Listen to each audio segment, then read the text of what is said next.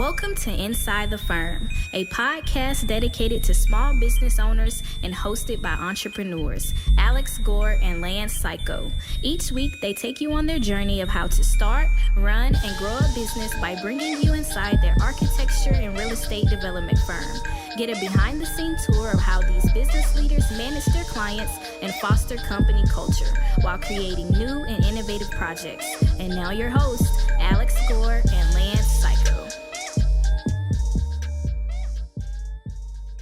Welcome to another episode of Inside the Firm. I'm your host, Alex Gore. I'm here with our other host, Lance Cayko. The failure. You'll see why.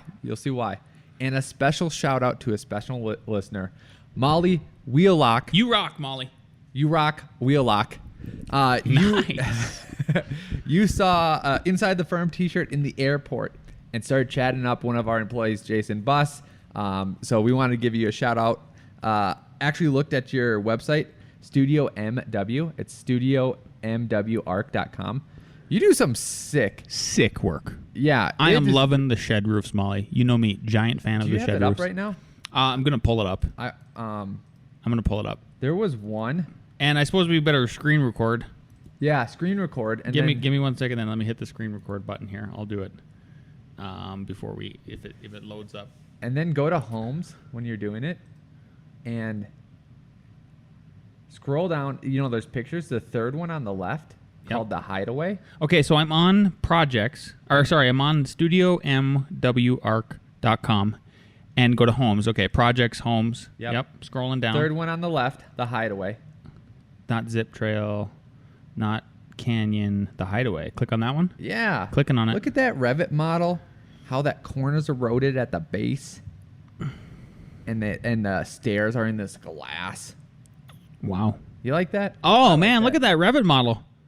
Looks like a Revit rocket ship dealio, Bob. I'm just saying. Maybe it is. Maybe it is. Maybe it's not. Speaking of that, if you want to design, that transition was great as Molly. I don't know, maybe get some good design skills. But other than that, what will help you implement those great design skills is RevitRocketShip.com, where we take our construction knowledge, our design knowledge, put it in a template, put it in a system so that you know principles of how to design, how to model, and that anyone else in your firm is thinking the same way. It will save you time, money, energy, all that stuff. You'll produce greater results faster. RevitRocketShip.com.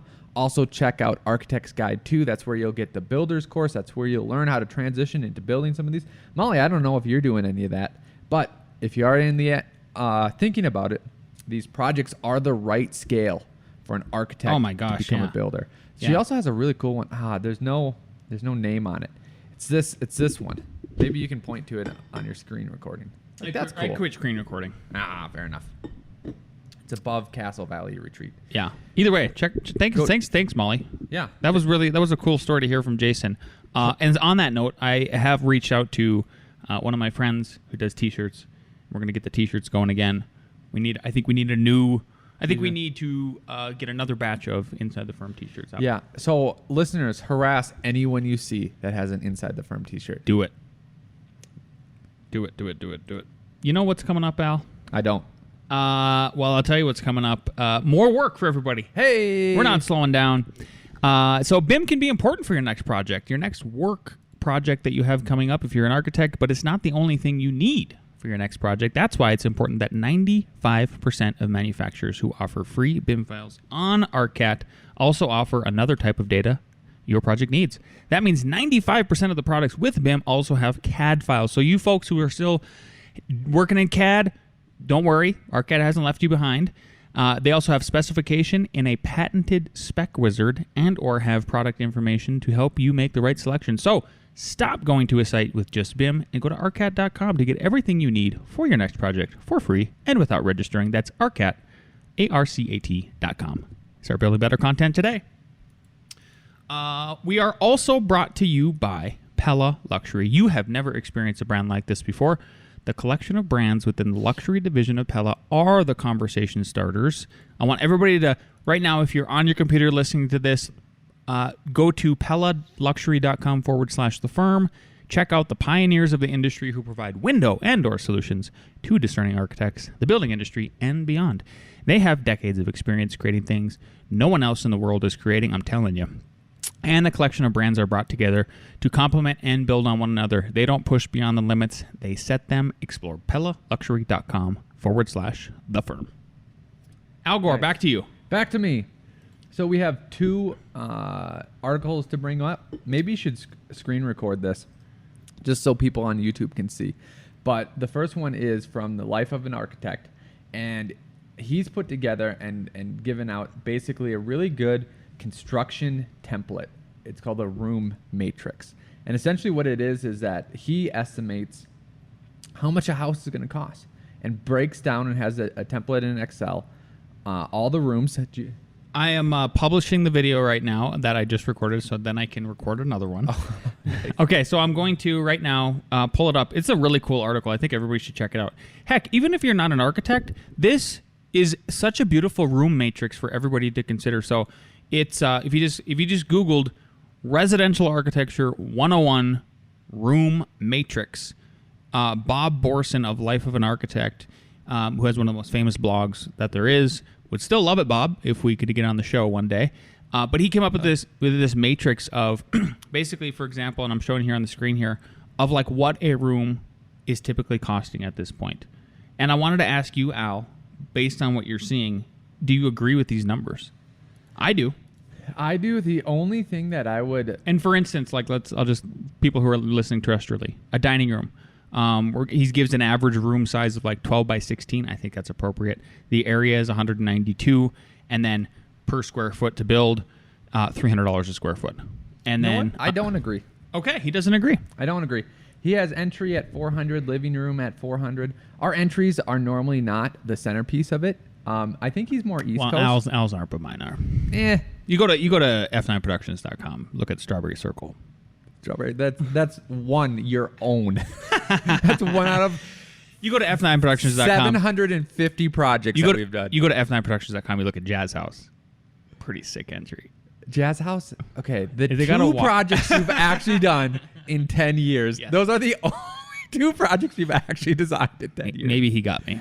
Okay, fair enough. But yes, I agree with you. Living room. So in living room, I also don't think is as immaculate. I actually think that like the kitchen should be slightly higher than what it is. Oh, interesting. I would put the kitchen up to exactly. I would put the kitchen up to the 400. You're right about this, and then the bathroom too. Yeah. Maybe it's just like you said. Maybe it's a regional. Exactly. That's the perfect way to put it. The other thing that I was thinking about that I'd add on to this, if we ever make this, maybe you make this for your 2-second lean, because this is another way that I think that architects can more easily access construction costs. Yes. So what do you think about this? I'm always nervous about, let's say we do a 1,200 square foot house, right? Yep. The construction costs per square foot are going to be higher. They just are. Versus a literally 7,000 square foot house. You will have typically a lower construction cost in a 7,000 square foot house because per square foot. Yep. Per square foot. There's a commodity after a while, right? But this is why it's regional too. Our 7,000 square foot houses are more your typical suburban style houses, not mountain crazy, like where that price per square foot would go out. So Lance, do you see how in square foot total, then he has like circulation like at 15% or at 20%? Mm-hmm. I would almost put in another one. It said size adjusted total. So like if it's under, somehow you could do this with the calculations in the math. If it's under 2,000 square feet, because you can add up the total. Yeah. I would at multiply. the bottom here, you're talking about the circulation walls. Okay. Multiply the square foot cost by like 1.25. If you're above 4,000, multiply it by 0.75. I see what you mean. Yep. But there's somewhere where there is this sort of integer of 1, and then you can sway from there. That makes sense. Yeah. But either way, I do think this is a good starting point. Because let's say you could flip-flop stuff. Okay, let's say you did flip-flop the entry for the kitchen. Just pretend like it worked out. Yeah. It's still a good starting point, I think, for folks who maybe are just starting their career, like we have upstairs, early on in the career, they don't have those numbers in the back of their head like you and I do all the time as contractors, acting as being architects too, to at least, and then you can give clients an idea of like, this is guys, there's just no way around this. It's very expensive to build. Yeah. And also, it's not a critique. I'm sure it's right in his area. Sure. It's just you asked me. So like, that's how I would adjust it for our area, for our clientele, things like that. Yep. There you go. So I thought I'd at least bring that to everybody's attention. I think it's valuable just as an exercise, kind of like what we did. Yep. And seeing where you're at.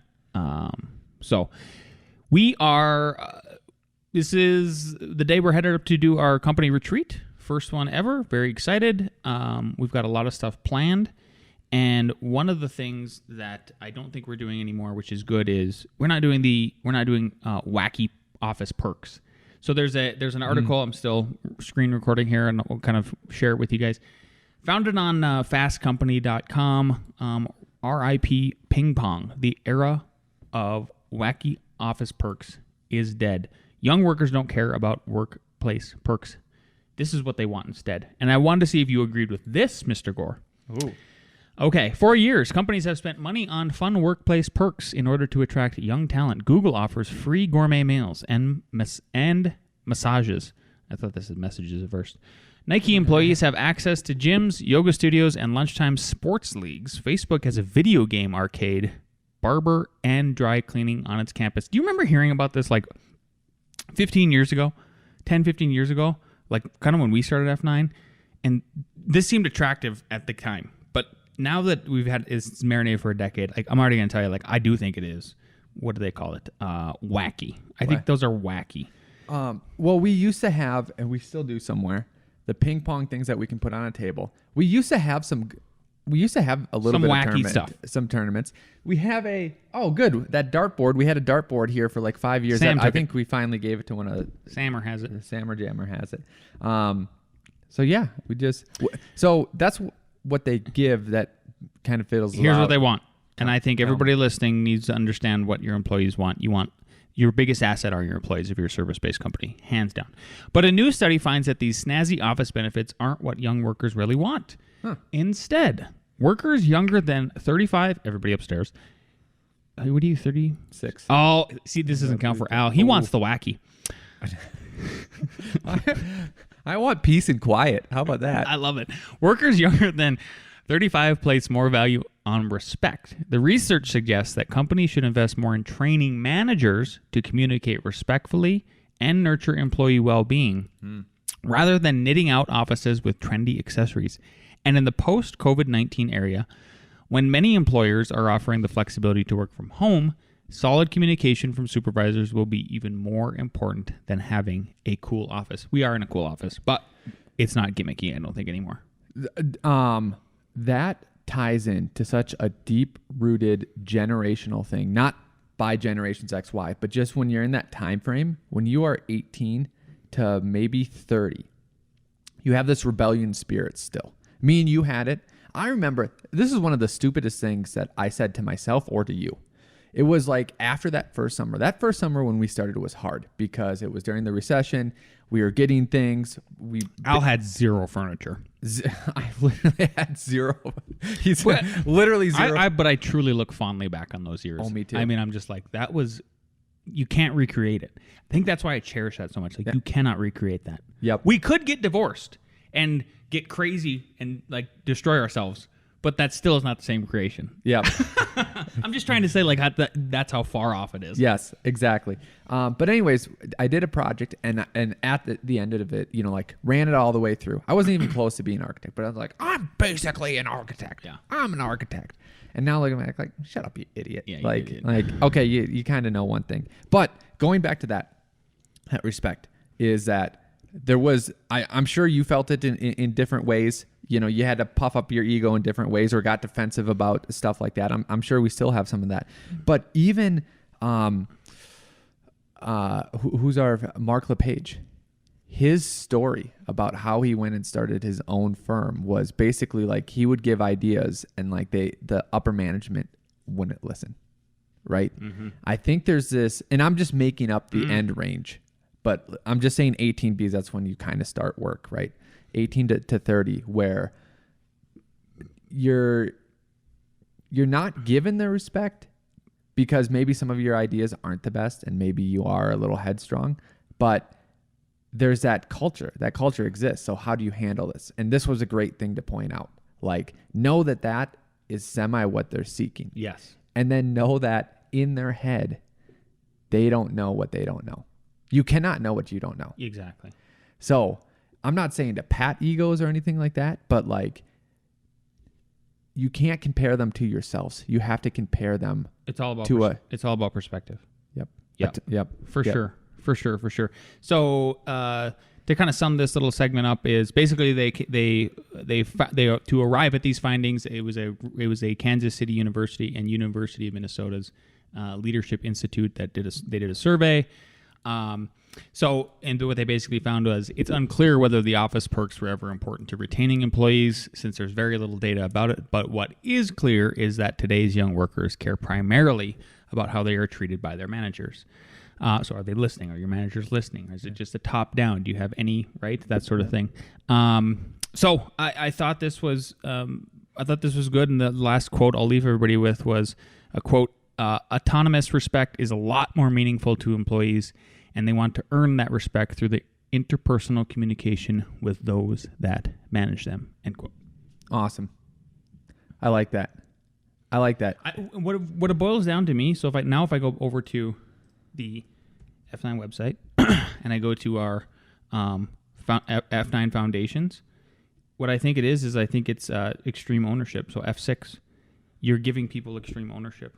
If you give your employees extreme ownership of something, they're so much more part of the process and the puzzle and the pieces, and it's theirs, and there's this attachment and responsibility that comes from there. I think that's what people are looking for. Yeah. So great. Great article. And actually, I'm really excited for this next segment. Lance is done with the executive decision process. He's finished it. Just kidding. What happened? I failed. I totally spaced out. We were doing that I had to finish it. So we're going to move that to next Friday. There we go. And He'll have it then. But we did sketch it out after last week's podcast. You can see the glass table here. Alex sketched it out because he's better at reducing that down than me. And I'm gonna. We think it's gonna. It transformed in a way that I think is gonna make a lot more sense. It already made sense as a concept. It's just gonna be simpler and more straightforward. Right? Yep, exactly. It's like first my version was bada bada bada bada bada. This one is bada boom bada bing. Nice. That's nice. Look at that. All right. I broke up with a client, Lance, and I had to ask you for advice. By the way, this week's podcast episode is titled "How to Fire a Client," and therefore here we are. Tell us about it, Al. You did ask for advice. Yep, and I like to say break up. And what I want to say too is before going into this is I'm going to change it then. Well, I can't now because the girl's already. Dang it. That. Okay. Sorry. Just know that it's clickbait. I'm giving you guys clickbait with how to fire a client. Alex broke up with them, not fired them. And I think the key to understand is that it takes two parties to break up. Yeah. It takes two parties to break up. And the main thing that I find, and the reason that I did, is because my way of understanding and communicating did not work well with the client's way of understanding and communicating. So like, it's just not going to work. And maybe in the past, Lance has had clients that like he can't understand and communicate with, and through my way. I had one that, and I'm not going to mention, but like I was like, I cannot deal with this. Like either you deal with it, like do not involve me in this whatsoever, right? So it's just a communication style, and literally, this is the extreme ownership. If I can't communicate and understand in the same way, then like it doesn't serve that client for me to keep being their architect. Mm-hmm. It doesn't serve them whatsoever, right? So what I was thinking is like, okay, what's the level of depth in this email breakup that you explain how the miscommunications are happening? And then you said a great thing is like, you don't go into it. You don't go into the weeds. You don't start saying, here's what you did on February 2nd, then the 3rd, then the 4th, and then the 5th, and here's why you suck. That's not the point. Yep. And even if you were going to say, here's what you did. How do I interpret? This is how I interpreted it. It's not going to serve you well because basically you're saying like, okay, how I interpreted what you said obviously makes no sense to me. And then their defense is because it makes sense to them. Well, how did you not interpret that way? And be like, because like, how deep do we want to go? Because I've been doing it like this way for this many years and this is how it works. So like what you said made no sense to me. Like I don't think it's going to solve anything, right? So the template that Lance kind of laid out is first off just saying, hey, attached is the blank file, the sketches, the whatever you were doing for the client, right? Attached is that set, blah, blah, blah. Then without getting into the weeds, unfortunately, at this time, we are not able to serve you in this capacity, doing this, blah, blah, blah. So we are not able to serve you. Exactly. Right? And that's the issue. I think that's do you agree that that's sort of diffusing language? Like like you are de-escalating in that way? Because you're admitting like, I'm sorry, I just can't serve you. I don't think we're the right firm for you. Yep. Yeah. And I think the secret too is because like if you analogize this to a breakup with a boyfriend or a girlfriend, is it's always trying to say, hey, it's not you, it's me, right? Yeah. So yes, you're kind of doing that, but I think in the majority of the situations, you should acknowledge like it is me. Like it is me. It's also like it's you, but it's also me. Like I think a lot of people in client relationships and even in breakups, even though they say that, they still just think it's the other person. Sure. Right? Yep. And just know, I think the way this is coming across, like it's true. Like you have to know it's also you. Like I just don't operate in the way that you are. And I think that's fine. I don't see there's a problem with that, right? Yep. Because then it goes on to say it's nothing personal because it's not. I believe we are not the right fit to fill your needs, right? Mm-hmm. And then to sum it up, this also is true and should probably have to be true. We truly wish you nothing but the success in the future and happy to provide you with any CAD files that you need. Yep. Boom. I love it. That's it. Can you give me any feedback how it got taken? No response. That's probably good. Well, yeah. I don't know. People can stew on stuff. Yep. I think you did the best job you could do. I mean, I don't know how else you could do it. I mean, I know the opposite of that, which is you start getting into the weeds immediately. That's not it. I really like that phrase. Unfortunately, we're not able to serve you. Yeah. Yeah. Yep. I just think that's such good diffusing language. It's such good de-escalation language. Yeah. Yeah. So. If anyone else has an idea or suggestions of how they do it, you can send it to me at akg@F9 Productions. If we feel like it's beneficial to the audience, we'll read it. If you have any stories like that, be happy to hear. You can also send in a voice recording too. You can record to the phone, send it to my email. That'd be cool to listen to. Yeah, also. we'd love to hear that. Yeah, that would be good stuff for sure. Who are we hearing from next? Anybody? Yeah. Well, me. Yeah, so did everyone watch? I'm sorry. I was jumping ahead in the schedule here. Keep going. The everyday astronaut walk around the starbase with Elon Musk for an hour? No. You didn't watch that? No. You tell me. You don't watch that one? Obsessed with space? No. Yeah. Okay. No. So I'm going to summarize. Just wondering if you did you hike the 12,000 feet and go fishing? No. Okay.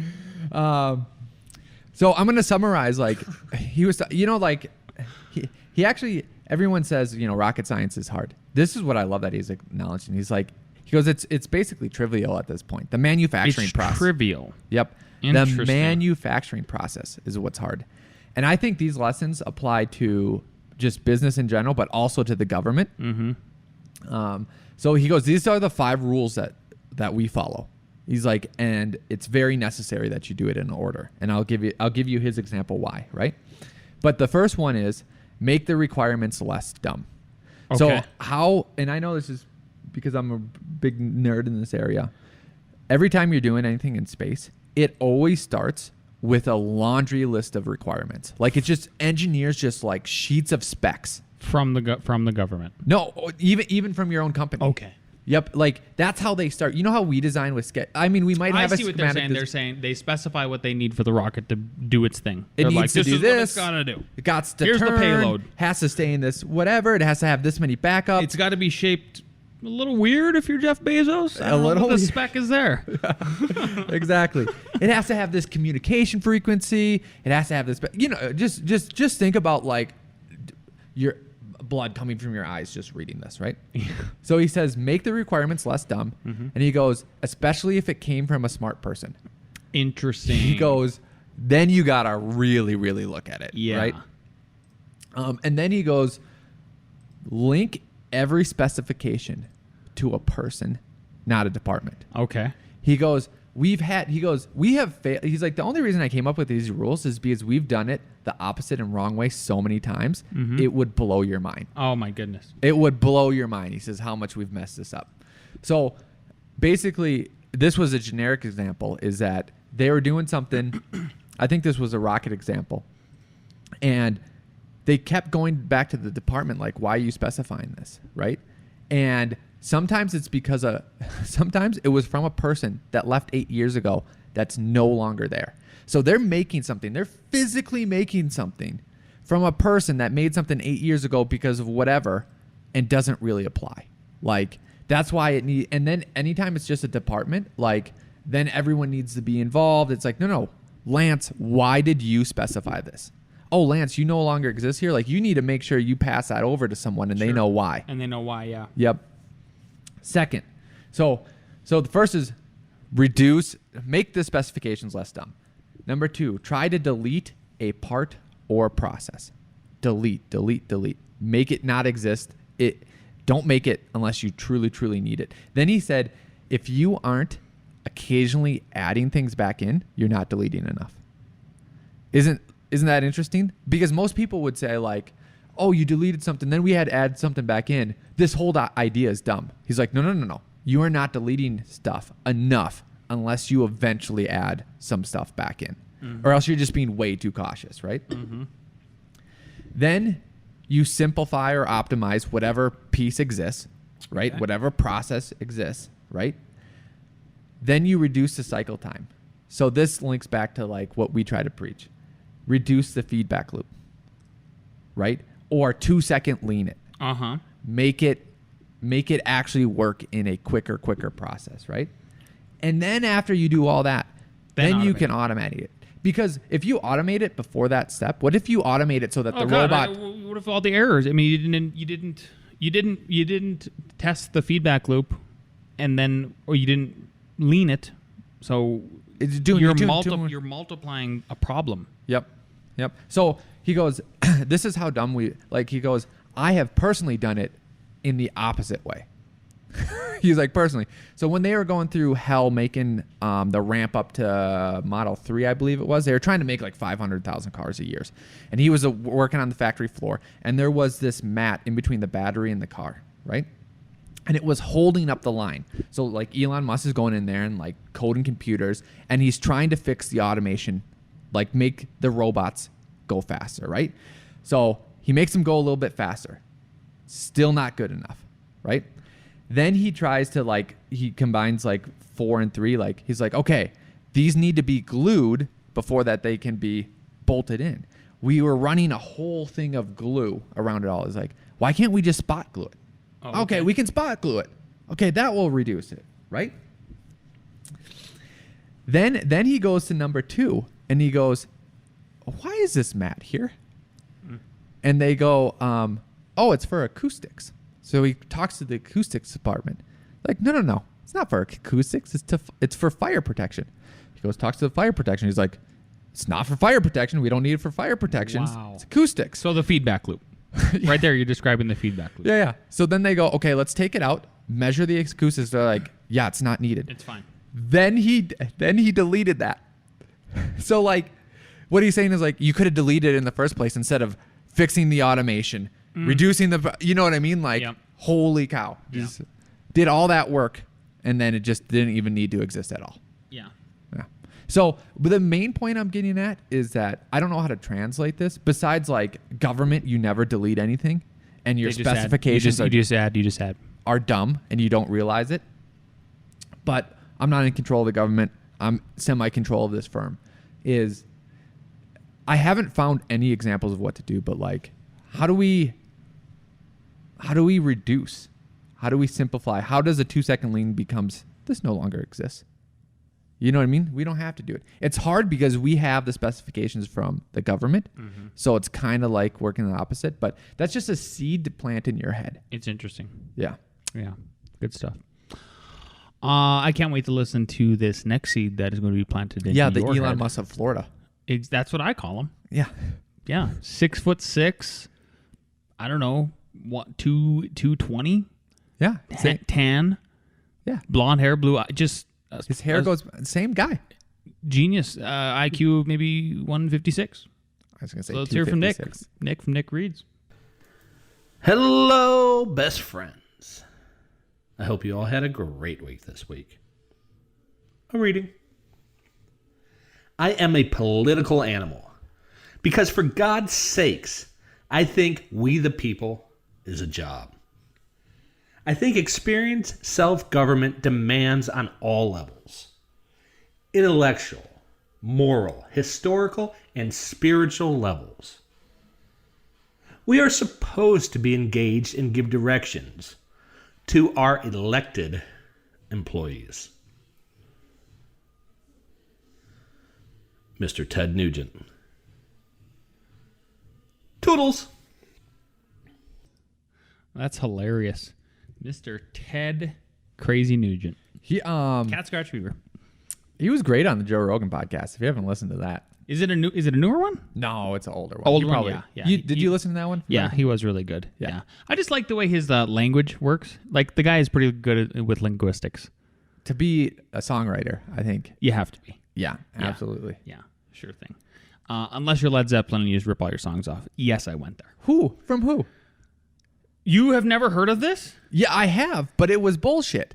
No, it's not. The one kind of like melody that they ripped off, I was like, from a different song. Multiple. So I look at this. I just Googled it, everybody, and I hope I'm triggering Al. You are. Led Zeppelin ripoffs. Just Google it. RollingStone.com. Led Zeppelin's 10 boldest ripoffs. And then they list them off. Shut the front door. Okay, let me answer you. Here's who they ripped off. Here you go. They ripped off Joan Baez, Jack Holmes, older folks, right? Muddy Waters. So people who are not nobodies, there you go. That's who. One, bullshit. I've listened to those. Two, the lady that I keep forgetting her name, that sings Alejandro and all those songs. You know what I'm talking about. Shakira. No. People are... I swear. Lady Gaga. Oh, that lady. Yeah, ripped off a bunch of people. The Gaga of ladies. And similar lyrics, similar beat. The songs are not the same. If you're saying this Led Zeppelin thing and you are holding on to it, Yes. then basically all architects rip off other architects. That's how I say that in lecture. What are you talking about? Okay, so then it's not a negative thing. People are seeing this Led Zeppelin thing as a negative thing. Oh, I don't see it as a negative. I still love that. See, that's the thing. I still love Led Zeppelin, but I don't bullshit myself that they aren't ripoff artists. Yeah. I'm going to make you a shirt that says Land Cayko, architect. Yep. Rip I off, stole rip everything. off. I stole all the designs. I don't think people have the same thought process as you. That's all I'm saying. I don't disagree. Because then they're like, they suck. They can't create anything. No, those songs are better and different than the other songs. So Yes, you're right. So I'm still agreeing with you. They made those songs the best they could make. They could be. That they literally did that. yeah. Yeah. Yep. Cool. Let's bring down everyone for A.R.E. Jeopardy. And so they can be the best they could be.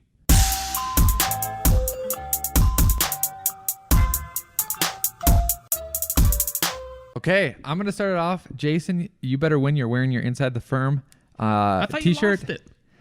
He found it And this was a special shout out to Molly, so she's gonna be rooting for you specifically. to win. If not, we will call you out and say you did not win. There you go.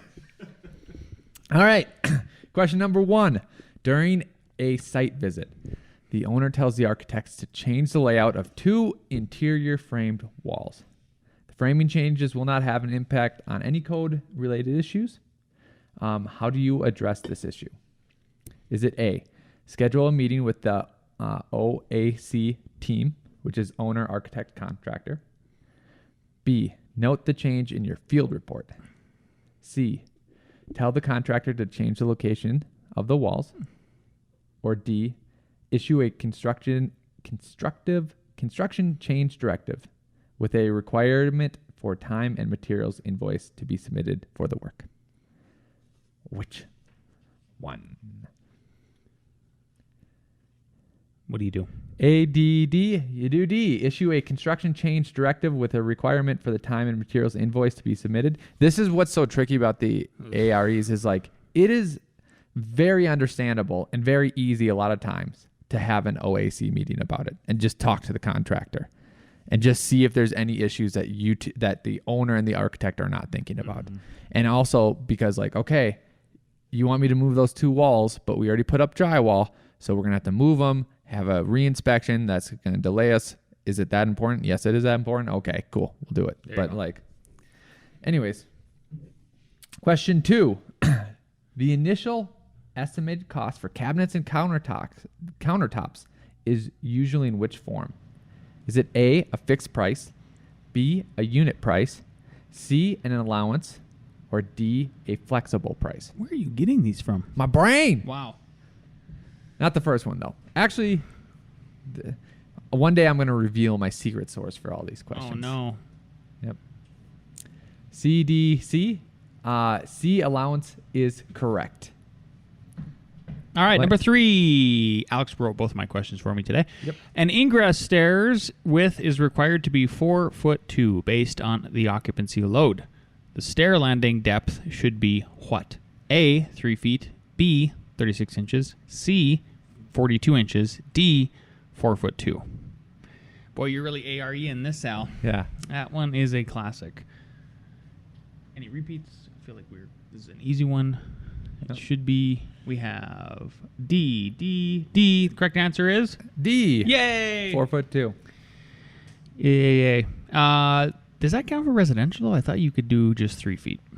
Well, if But it's the occupancy load is because everyone needs to turn and go all the way around the stairs.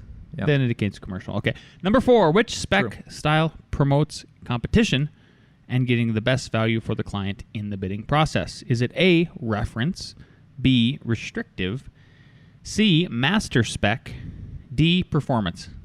Oh, it's another classic A.R.E question. Yeah. I know this one. Okay. I know this Can one. you write it down? Or just, you can't lie to us. I won't lie. Which spec style promotes competition and getting the best value for the client in the bidding process? A, reference, B, restrictive, C, master spec, D, performance. What do we Ross, you should have answered all of them because in case they tied and you beat Katie them. has D, Bailey D, Jason D. The correct Lance, answer what do you is have? C. Nope. D. Dang it! Take away the license. This building is going to fall down immediately. Performance. What's the performance it needs to do? Everyone can pick the best one as long as it meets I thought it was that master performance. spec because of the spec. I know. That's the tricky part. Tricky guy. That's the tricky part. All right. How many do you have? 4, 3, 3. Jason wins. Ooh. Wow. He was under pressure today. Yep. Molly is happy for you.